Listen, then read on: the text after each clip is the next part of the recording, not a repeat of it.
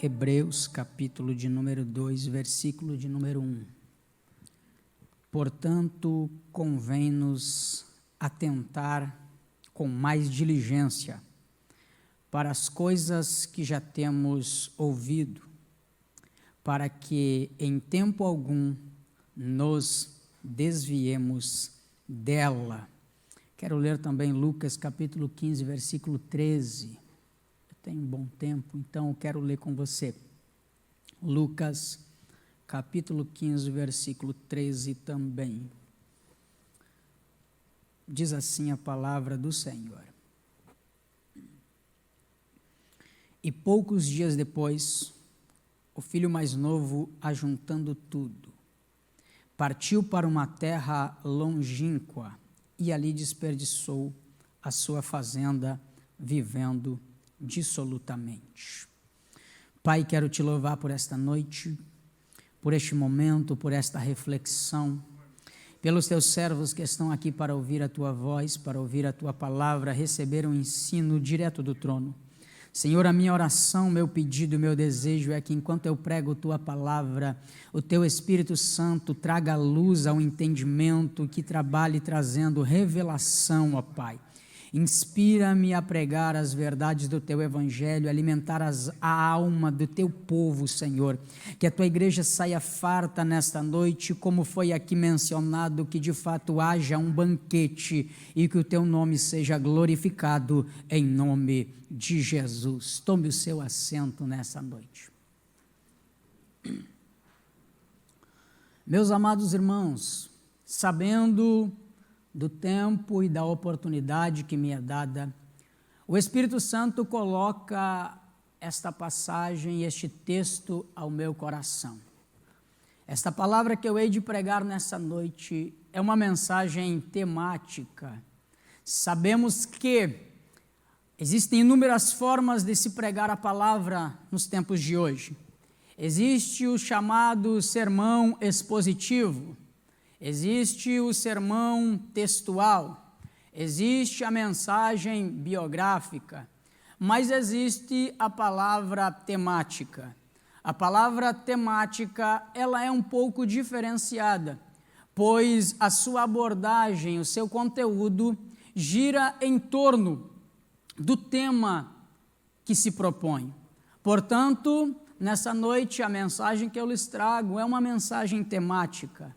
A mensagem temática simplifica, não nos deixa preso a um texto somente, mas a gente tem a oportunidade e o privilégio de passear na Bíblia toda.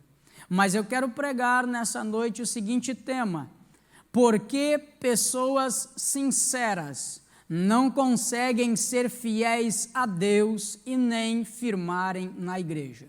Você já parou para pensar? Você já parou para refletir por que tanta gente deixa a igreja? Por que tanta gente deixa a casa do Senhor? Quais são os motivos? São inúmeros os motivos que levam uma pessoa a desertar da fé, que levam uma pessoa a apostatar, a abandonar a fé. Existem inúmeros motivos, mas essa mensagem ela é uma das quais ano passado Deus me deu, dentro de uma temática, dentro de várias mensagens ou série de mensagens falando, não seja um desigrejado.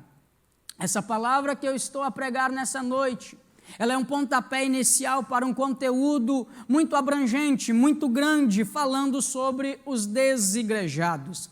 É fato, meus irmãos, que ano passado eu fiz uma pesquisa e descobri que existiam em torno de 7 a 9 milhões de pessoas que se consideram desigrejadas. Porém, nós já estamos em 2022. Neste ano a coisa é diferente, esse número aumenta. Existem no Brasil somente 16 milhões, em torno disso, 16 milhões de pessoas que se consideram desigrejados. O que é um desigrejado, pastor Rafinha ou irmão Rafael? Um desigrejado é uma pessoa que diz ainda servir a Deus, que teme a Deus, mas não está vinculada a nenhuma igreja. Isto é algo que nos chama a atenção.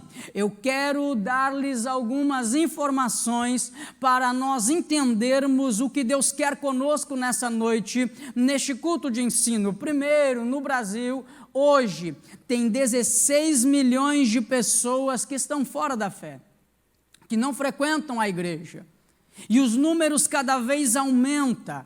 73% dos cristãos confessam que eles erram ou erraram gravemente nos últimos 6 anos, ou seja, nos últimos 6 anos houve uma pesquisa, IBGE, Instituto Brasileiro de Geografia e Estatística.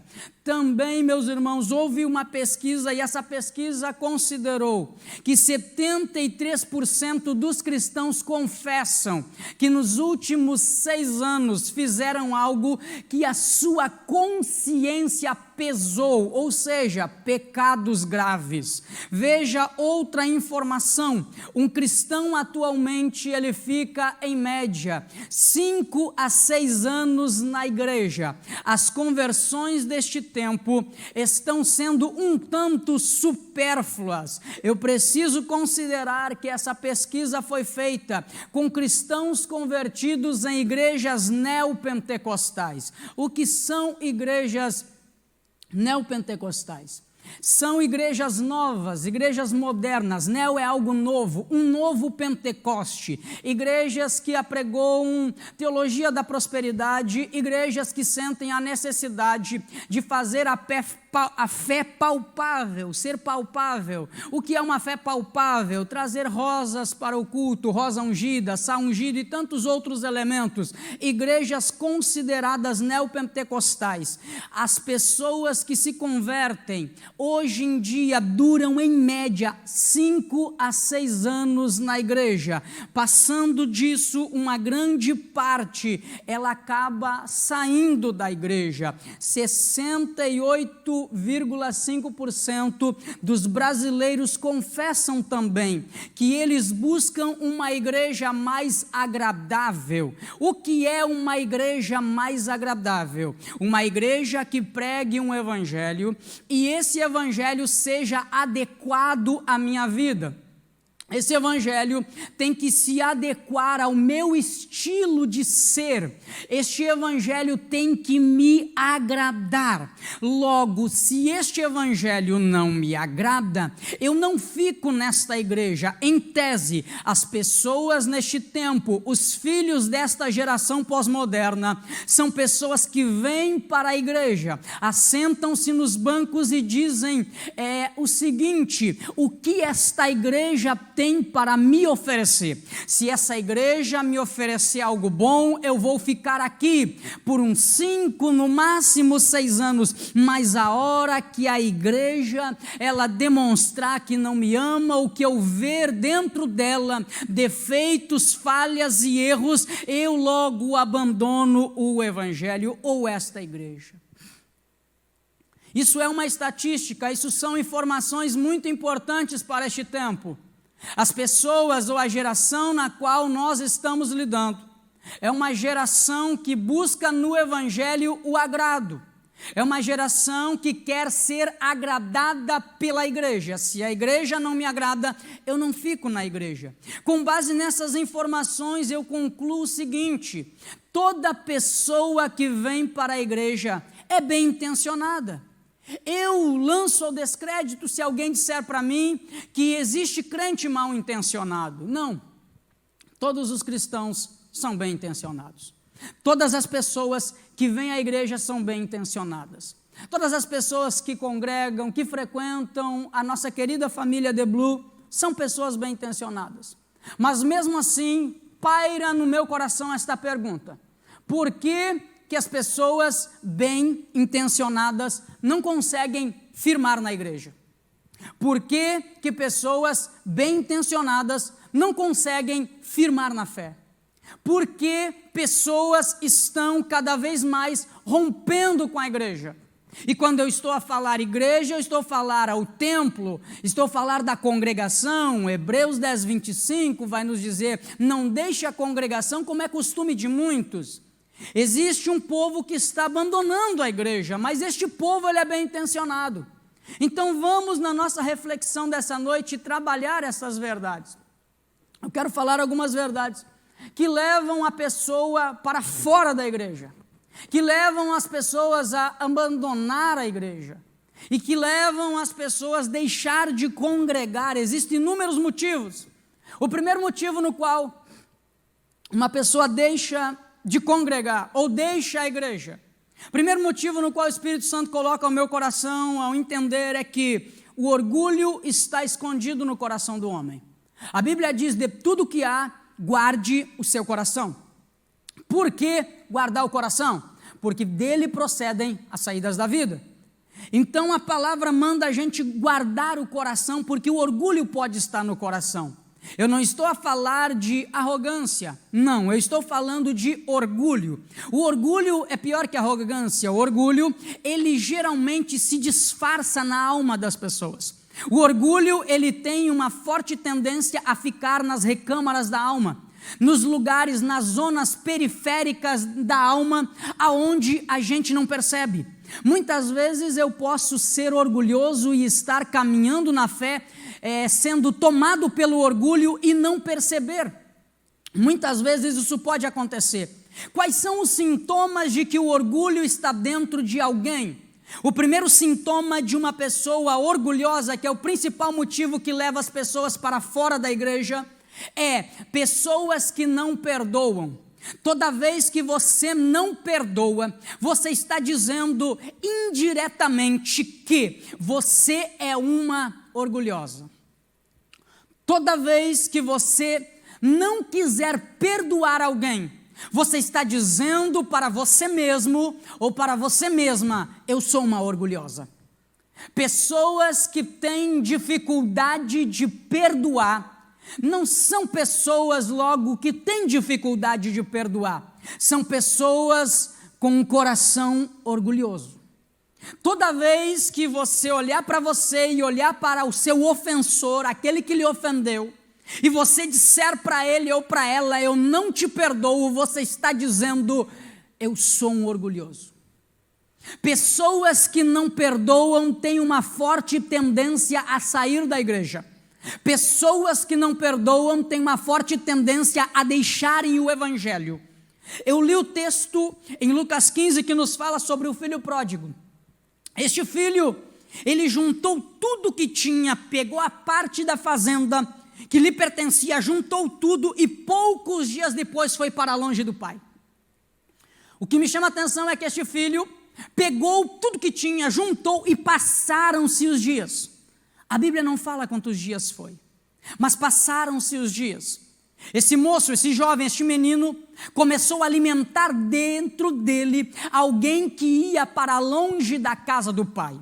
Este jovem começou a alimentar dentro dele algo ou alguém que estava querendo sair da presença do pai.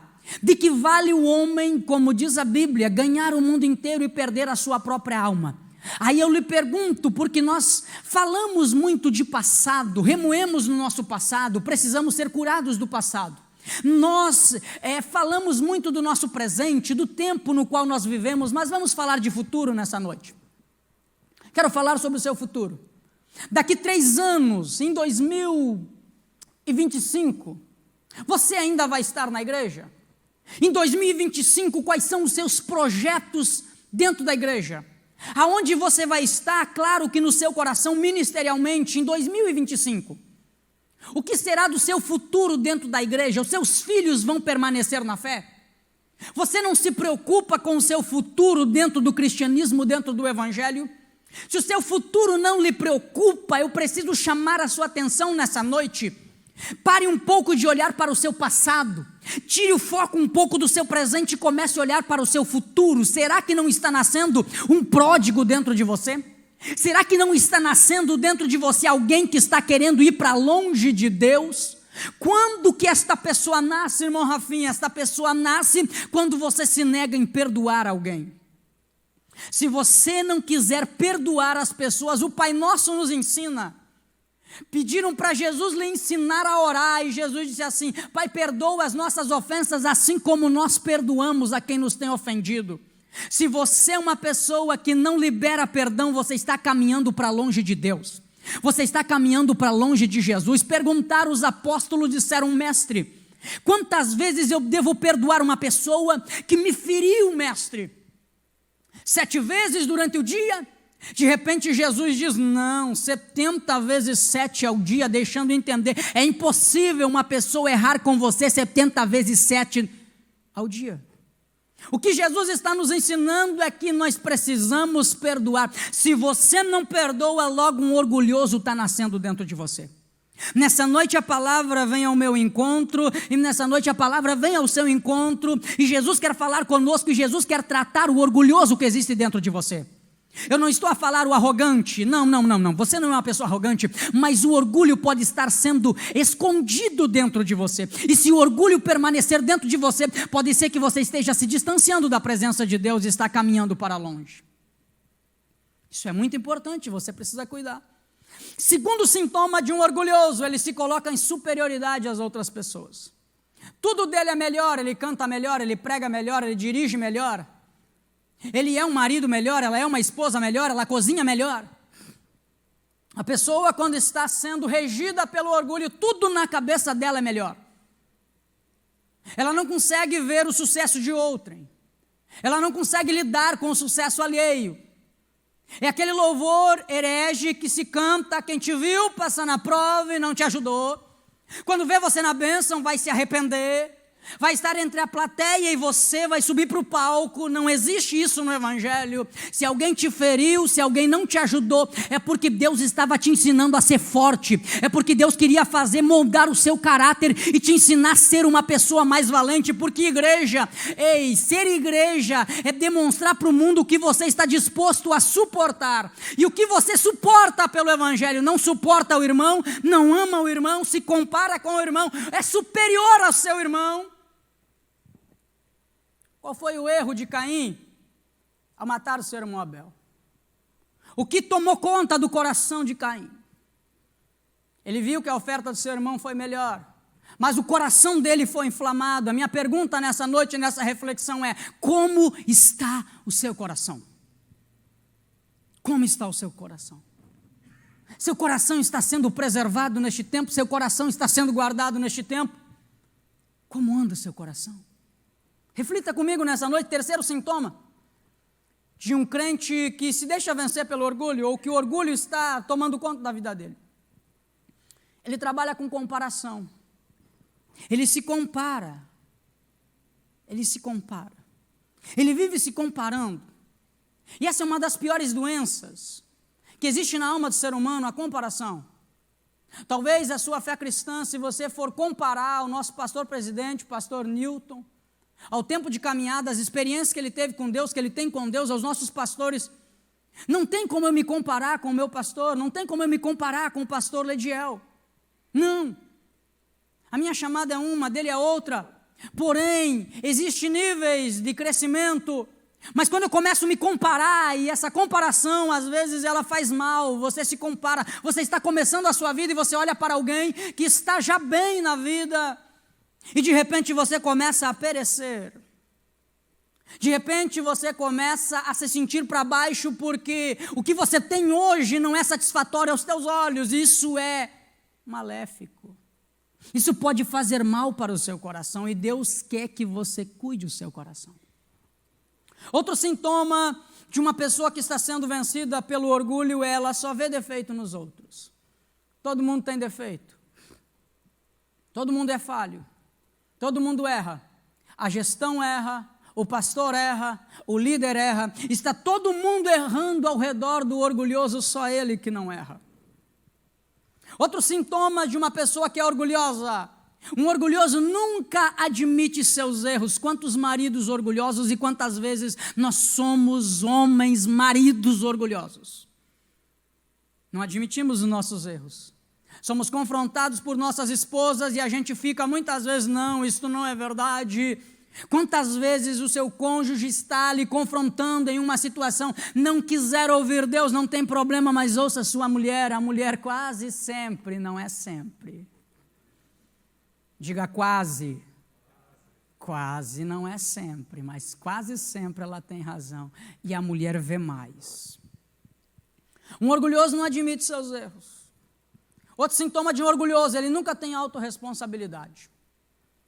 O orgulhoso não tem autorresponsabilidade, ele sempre culpa os outros pelo seu fracasso. Eu estou neste estado espiritual é porque a minha mãe, eu estou neste estado porque o meu pai, eu estou assim porque alguém, eu estou assado por causa do meu pastor, eu estou dessa forma por causa da minha igreja, eu estou desse jeito, sempre alguém será culpado.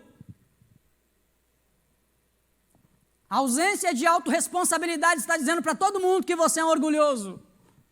Nessa noite Deus quer quebrar o nosso orgulho com uma palavra suave, branda, uma palavra ao seu coração. Sonda-te nessa noite e veja se não há um orgulhoso dentro de você. Nessa noite eu quero que você saia refletindo. Pode ser que não haja êxtase, pode ser que não haja, como a gente diz, como bom pentecostal, pode não haver manto aqui, mas a reflexão, o culto racional está acontecendo nessa noite e Deus está falando com você. Se isso não é Deus constrangendo, mexendo contigo, eu não sei o que é. Nós vivemos num tempo onde a palavra, onde os cultos têm que gerar em nós arrependimento. Do que você pode se arrepender nessa noite?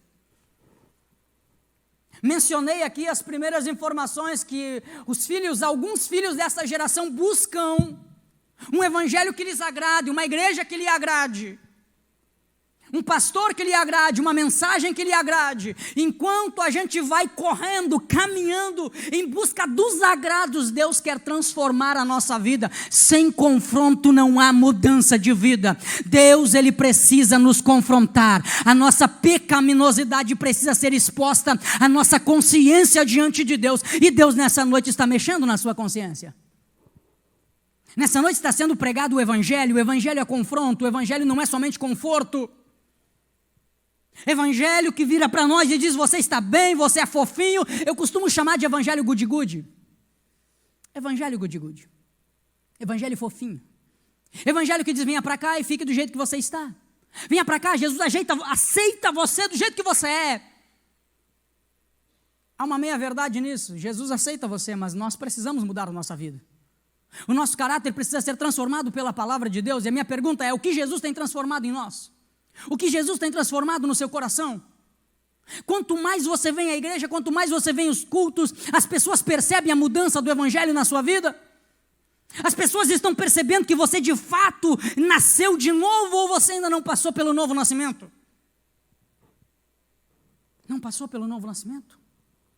Pastor, eu não estou doutrinando, eu estou pregando a mensagem que o Espírito Santo colocou no meu coração para explicar por que pessoas não ficam dentro da igreja. A ausência do novo nascimento é o que leva pessoas para fora. Deus não quer que você saia da igreja. Diga, Deus não quer, aliás, não me quer lá fora. Você pode olhar para alguém que está ao seu lado aí nessa noite de ensino? Isso é didático, não é jargão de pregador. Deus não quer você lá fora, Deus quer você aqui dentro. Deus quer você aqui dentro, Deus quer você aqui dentro. Outro sintoma de um orgulhoso. Ele está sempre procurando amparo na Bíblia. Sempre procurando amparo. Atendendo pessoas, pastoreando, fazendo gabinete pastoral também, mesmo assim, mesmo ainda jovem fazendo. Atendi um irmão que ele chegou e disse, pastor, é o seguinte, estou aqui para lhe avisar que eu vou divorciar. Irmão, por quê? Não, pastor, a Bíblia me ampara. Para lá. A Bíblia aí ampara, como assim? Houve uma transgressão, houve um erro, e eu tenho esse versículo, aquele versículo, para dizer para o Senhor que eu vou... Que fé é essa que busca amparo na palavra para fazer coisas que Deus não mandou fazer? Eu disse, irmão, tem algo errado aqui. A gente lê a Bíblia a favor. Quando eu leio a Bíblia, eu leio sobre 1 Samuel 17, Davi e Golias, eu sendo um Davi, aquele que pega a pedra, aquele que derruba o gigante, mas se eu falar que você é o Golias ou que eu sou o Golias, A gente lê a Bíblia como que se nós fôssemos Davi, quando na verdade nós somos o Golias que precisa ser derrubado. O nosso ego não pode ser somente lapidado, ele precisa ser transformado. Então, pessoas que leem a Bíblia procurando amparo para apoiar seus erros, não leia a Bíblia em seu favor, leia a Bíblia contra você. O que a Bíblia diz para mim mudar, não o que a Bíblia me ampara para mim fazer. Esse é um grande equívoco, esse é um grande perigo dos cristãos deste tempo. Ler a Bíblia a favor, buscando amparo na palavra. Sabe o que é isso? O orgulho está evidente quando eu busco versículos da palavra para apoiar coisas que eu acho ser certa. Esse é um grande perigo dessa geração. Eu estou preocupado, ainda sendo jovem, tenho 33 anos. Me converti aos 15. Jesus me chamou muito cedo para o evangelho e para o ministério. Cheguei nessa cidade, eu era um diácono, fui consagrado a presbítero com 25 anos de idade, aqui neste templo. Sou filho desta casa, sou filho desta igreja, sou cria AD Blue. Muitas coisas que Deus me ensinou nesta cidade. Eu sou grato por esta cidade.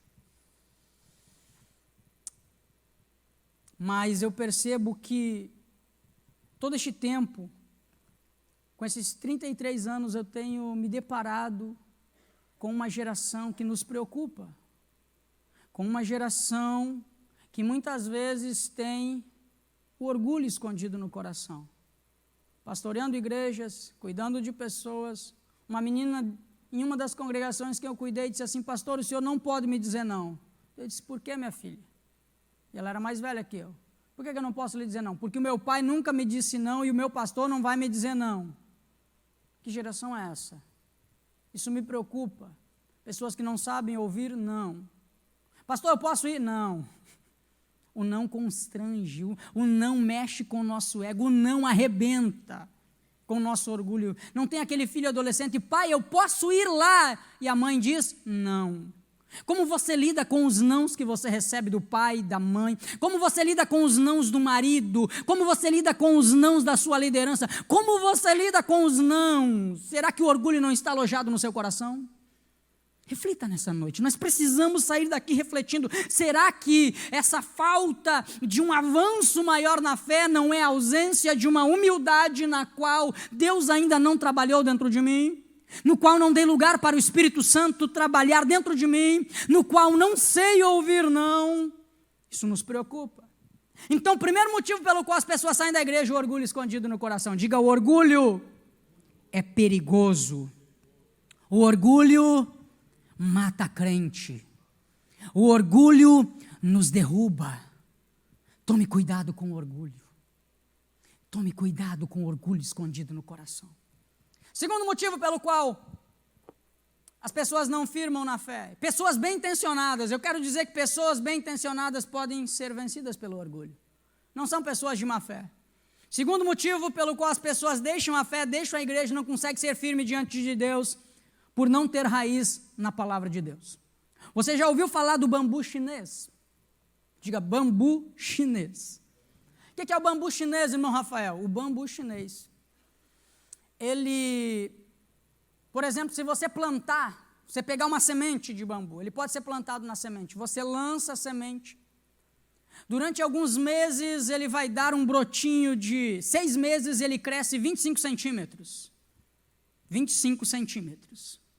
Em 6 meses. Passam-se 4 anos e o bambu não cresce. A gente olha 1 ano, 2 anos, 3 anos, 4 anos, o bambu não cresce. E a gente vai se perguntar: mas que planta terrível é essa que não cresce? Que demora é essa? Existe um segredo no bambu chinês. Durante 4 anos ele não cresce para cima, ele cresce para baixo. Suas raízes começam a crescer e chega em torno de 25, 30 metros abaixo do solo. Mas no 5º ano, quando alguém olha para o bambu e diz assim: esse bambu não vai vingar.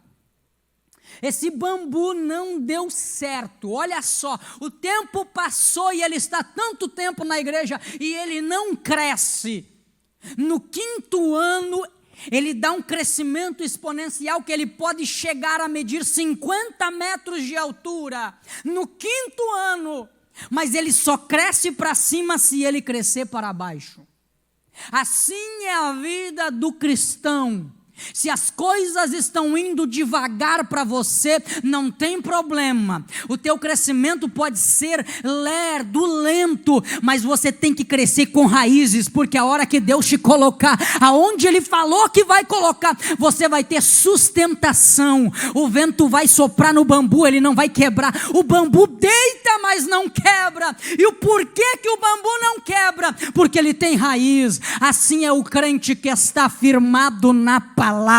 Ele pode não ostentar, ele pode não ter crescimento aparente, mas ele cresce na palavra. Eu louvo a Deus porque você está neste culto, e eu glorifico ao Senhor, porque aqui está a igreja que cresce na palavra, ama a palavra, vive a palavra, apaixonada pela palavra. É a palavra que nos dá sustentação.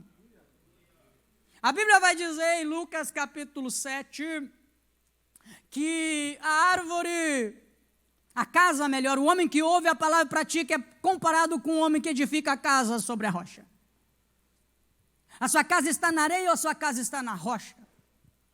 Crente que está firmado na palavra, na rocha, vem o vento e ele não sai, mas existe algo querendo atrair você para o mundo. Qual é o antídoto para a gente segurar a gente na igreja? As estratégias são boas e a gente inventa e a gente se reinventa.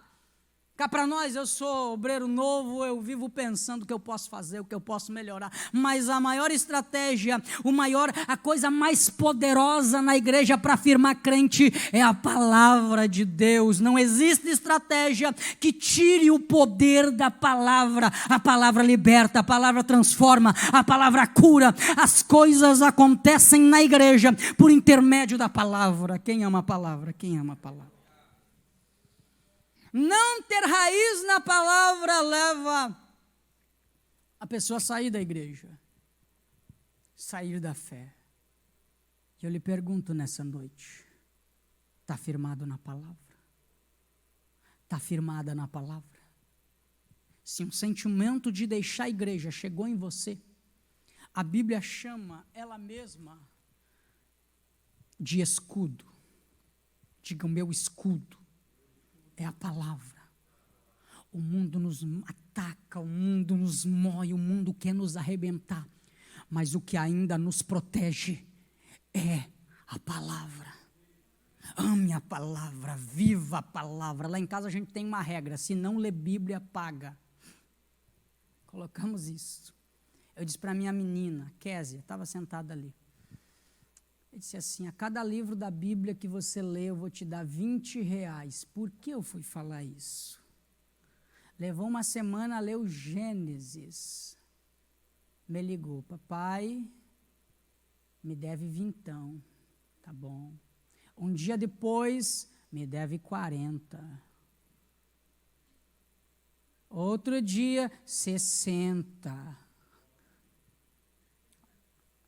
Não, estava bom, mas agora você ri porque não é você que tem que pagar. Vai rindo. Aí eu brinquei, disse: te devo R$20, né, filha? Agora, antes de vir para o culto, ela disse: não, já está em 140. Eu pintei uma parede de preto e coloquei todo o Pentateuco, Gênesis, Êxodo, Levítico, Número e Deuteronômio. Eu estou colocando um gráfico para decorar todo o Antigo Testamento. A gente lê a palavra todo dia. A gente precisa ler a palavra todo dia. Não lê a palavra só quando for pregar, mas lê a palavra para alimentar a alma e para conhecer, examinar as Escrituras, porque elas são que de Jesus testificam e elas têm palavra de vida eterna. A sua Bíblia, você lê ela todo dia. Jesus venceu o diabo em Lucas capítulo 4, dizendo: está escrito, está escrito, está escrito. A unção é tremenda, é gloriosa, é muito bom, gente. Nós somos pentecostais. Mas quando o diabo nos ataca, a nossa maior arma é a expressão: está escrito. O que você cita para Satanás nas suas tentações? Jesus está em meio a uma tentação e ele cita as Escrituras. O que você cita para o adversário quando ele te acusa? A respeito de mim, Satanás, está escrito. Eu sou filho do Altíssimo. Romanos 8, portanto agora nenhuma condenação há para aqueles que estão em Cristo Jesus, que não andam segundo a carne, mas segundo o Espírito. Quando você é tentado, o que você está citando para Satanás? Você tem que falar para ele. A Bíblia vai dizer que Jesus comenta com seus discípulos: eu vou para Jerusalém e eu vou morrer. Pedro se levanta e diz: mestre, tenha piedade de ti mesmo. E de repente Jesus vira e diz: arreda-te, Satanás. Pedro fica, mas Satanás saia. Muitas vezes o diabo te ataca no trabalho, através de pessoas verbalizam expressões ao seu ouvido, ao seu coração. Como você lida com as palavras que o diabo libera para você? Você não vai chegar lá. Como você lida quando ele diz que você não vai chegar lá? Você não pode. Como você lida ao ouvir alguém dizer que você não pode? Você não é capaz. Como você lida com as palavras contrárias? Se a posse daquilo que a Bíblia diz que você pode, você é o que a Bíblia diz que você é, você tem o que a Bíblia diz que você tem, e você pode o que a Bíblia diz que você pode. Nós vamos vencer o adversário pela palavra. Segundo motivo pelo qual as pessoas estão deixando a fé, saindo da igreja, gerando num total de 16 milhões de pessoas, é muita gente fora. O segundo motivo é a falta de raiz na palavra. Terceiro motivo, autopiedade. Olha, eu não sou tão ruim quanto fulano. Sempre tem alguém pior que eu. A gente se compara com pessoas nas quais tem uma conduta equivocada. A gente se comparar, que já é maléfico, é negativo, mas com quem você se compara? Olha, eu estou na igreja, mas alguém que está na igreja está pior que eu. E a Bíblia diz para nós: quem te deu o direito de julgar o seu irmão? Quem que lhe colocou numa posição superior a alguém para você julgar alguém? Este sentimento que age nas pessoas: olha, eu não estou tão ruim, afinal de contas, se eu olhar para o lado, eu vou ver que tem gente que está fazendo isso, aquilo outro. Esse é o terceiro motivo no qual as pessoas não ficam na igreja, porque estão sempre procurando gente errada. Estão sempre andando com pessoas erradas. Quem são seus amigos? Ananias, Azarias, Misael, Sadraque, Mesaque e Abednego eram amigos de Daniel. Daniel se cerca de homens de Deus, de homens de oração. Quer ter vitória, anda com gente que te aproxime de Deus. Tem gente que está saindo da fé, que está abandonando Jesus por causa de falsas amizades. Cuidado com os falsos amigos. Amigo que te leva para longe de Deus, você tem que repensar essa amizade. Os teus amigos te aproximam de Jesus? Quem na igreja você vê que é uma pessoa digna de ser imitada? Paulo diz: sejam meus imitadores, porque eu sou de Jesus. Olhe para a igreja, olha para dentro da igreja. Para você se firmar, um dos segredos é você andar com gente mais crente que você. Olha para a gente que ora e ora com ele. Olha para a gente que é firme e fique firme com ele. Nós vemos em todos os lugares que eu congreguei, eu vi pessoas que não possuem ostentação espiritual. Não revela, não cura, não prega com eficácia, não tem dons, mas são pessoas que estão sempre firmes na presença de Deus. Ele não esboça que está triste, não esboça que está alegre, ele é sempre a mesma coisa.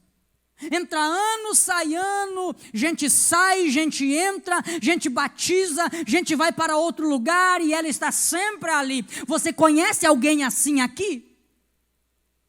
É essas pessoas que a gente tem que imitar. Quando eu vejo um ancião, um obreiro de cabelo branco, eu tenho ali na congregação Vila Nova, evangelista José Weber, 82 anos, meu conselheiro, meu paizão.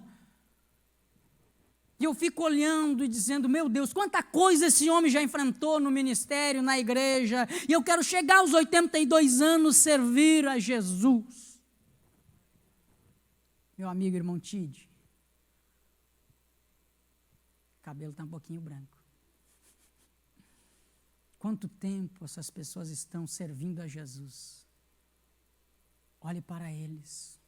Eu olho para o meu presidente. Quantos anos, quantas batalhas, quantos combates, quantas guerras travadas e quantas guerras vencidas. Você está olhando para essas pessoas? Olhe para essas pessoas. Olhe para quem está vencendo. Olhe para quem está firme. Mas pastor Rafinha, eu conheço alguém que... Não tem problema. Olhe para quem está vencendo. Imite quem está vencendo. Imite quem é firme. Quarto, pessoas saem da igreja porque pensam que o mundo gira em torno delas. E elas pensam, o mundo conspira contra mim. O mundo conspira, todo mundo quer o meu mal. Ei, ninguém quer seu mal. Às vezes é um complexo de inferioridade. Tem pessoas que chegam numa empresa, entrou na empresa, já começam a perseguir. Chegou na igreja, começam a perseguir. Os amigos começam a perseguir. E eu conheço crentes que dizem, meu pastor está me perseguindo. O que um pastor ganha perseguindo crentes? Complexo de inferioridade. Pessoas são vencidas por esse complexo de inferioridade. E aí elas pensam que todo mundo ou tudo está conspirando contra ela. Todo mundo quer o meu mal, todo mundo quer puxar meu tapete. Não. Isso é uma doença na alma que precisa ser tratada. Precisa procurar o pastor Lediel. Precisa procurar os pastores.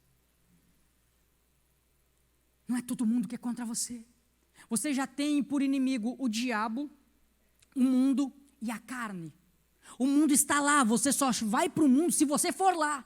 O diabo está ali ao derredor, porque ao redor do crente está o anjo do Senhor. Mundo, diabo, carne. A carne você deita com ela, acorda com ela, você almoça com ela. A carne é um impulso que está dentro de você e a carne é o seu pior inimigo. O seu pior inimigo não são as pessoas, o seu pior inimigo é você mesmo. Quem mais sabota você é você mesmo. É você mesma. Eu sei que você conhece gente na igreja que se auto-sabota, culpa os outros e tem essas coisas, complexo de inferioridade. Tem uma autopiedade de si mesmo. E vem com um espírito de autocomiseração, dizendo, ninguém me ajuda, ninguém me vê. A minha cruz é a mais pesada. A sua cruz não é a mais pesada deste culto. Você não carrega o fardo mais pesado, tem gente sofrendo igual a você. Nós não somos a igreja perseguida. Não somos. Nós vivemos num tempo onde os crentes diziam assim, eu canso de ouvir, e dias atrás eu ouvi, pastor, que luta, pastor. O que foi, querido? Que luta, furou o pneu do meu carro. Então quer dizer que se furar o pneu do carro, você abandona. Borracheiro é desviado. Que geração somos nós? Que coisas normais nos ofendem, nos atacam, e a gente diz que é luta, coisas naturais. Que luta, pastor, está chovendo. É o tempo, não é luta. Que luta, esse calor, eu estou numa luta, não é luta, o sol vem para todos, para o ímpio e para o justo. Tome cuidado, essas coisas tiram as pessoas da igreja. Existem outros motivos. Quinto, porque não foram libertos ainda. Pessoas que não foram libertas não vão ficar na igreja. Daqui 3 anos você vai olhar para o lado, infelizmente você vai olhar para alguém. Foi cantado aqui, o cantor mencionou com eficácia pessoas que outrora estavam com a gente.